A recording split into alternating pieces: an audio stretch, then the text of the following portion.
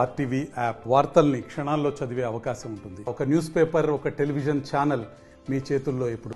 ఈరోజు యావత్ తెలంగాణ మొత్తం పండుగ వాతావరణం నెలకొన్నది. ఏడజూడు రేవంత్ రెడ్డి అనే ఒక పేరు మారిమోగుతుంది. రైతులందరూ చాలా సంతోషంగా ఉన్నారు. ఒక మాట చెప్పిండు రైతు రుణమాఫీ అని, ఆ మాట కట్టుబడి ఉన్నాడు. ఇలా ప్రతిపక్షాలకు చెంపదెబ్బ కొట్టినట్టు రేవంత్ రెడ్డి గారు ఇచ్చిన మాట అది మామూలు విషయం కాదు.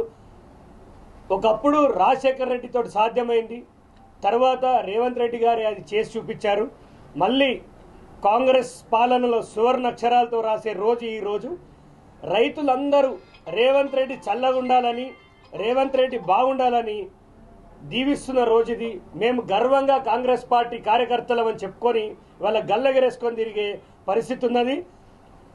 ఇక్కడైనా ప్రతిపక్షాలు విమర్శించడం మానేసి ప్రజల కోసం కొట్లాడాలని కోరుతున్నాం.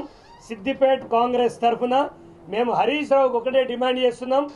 అన్న మాట ప్రకారం రేవంత్ రెడ్డి గారు ఈరోజు రైతు రుణం మాఫీకి శ్రీకారం చుట్టారు. మరి నువ్వు రాజీనామా ఎప్పుడు చేస్తామని అడుగుతున్నా. నీకు విశ్వసనీయత ఉంటే, నీకు ఒక రాజకీయాలపైన ఏదైనా విలువలు ఉంటే ఖచ్చితంగా స్పీకర్ ఫార్మాట్లో మీ రాజీనామాను సమర్పించి ముక్కు నాలకు రాసి తప్పైందని రేవంత్ రెడ్డి గారికి చెప్పాలి. మేమందరం ఇలా చాలా సంతోషంగా ఉన్నాం.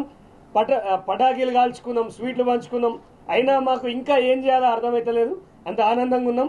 ఖచ్చితంగా నేను ఒక ఫౌండేషన్లో స్థాపించి రైతు ఆత్మహత్యలపైన కొట్లాడి తలా ₹1,00,000 ఇచ్చిన వ్యక్తిని. ఆ గవర్నమెంట్ నన్ను జైలు వేస్తే రేవంత్ అన్న గవర్నమెంట్ నన్ను బయట సమాజంలో ఒక విలువనిచ్చి ఇలా కాంగ్రెస్ పార్టీలో జాయిన్ చేసుకొని రైతులకు సేవ చేసే మరో సువర్ణ అవకాశం ఇచ్చారు. వారికి నేను జీవితాంతం రుణపడి ఉంటానని మాటిస్తున్నాను. విశ్వసనీయత వదిలేస్తున్నాం, అది ఆయనకు ఉండాలి. ఒకప్పుడు రాజీనామా చేస్తే మేము గెలుస్తామనే హోప్ ఉండే. ఇలా రాజీనామా చేస్తే ఇంటికే పరిమితం అనే భయంలో ఉన్నారు. సో ఖచ్చితంగా చేయడు.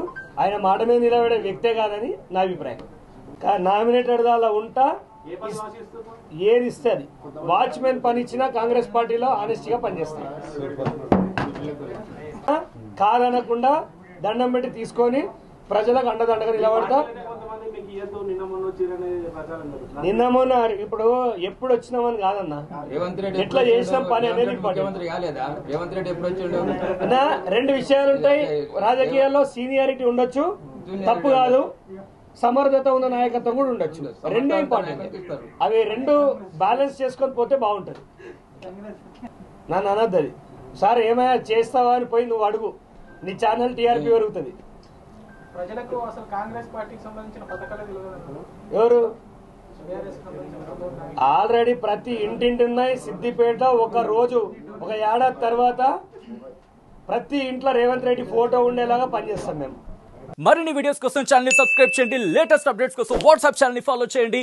అండ్ లింక్ డిస్క్రిప్షన్ లో ఉంది.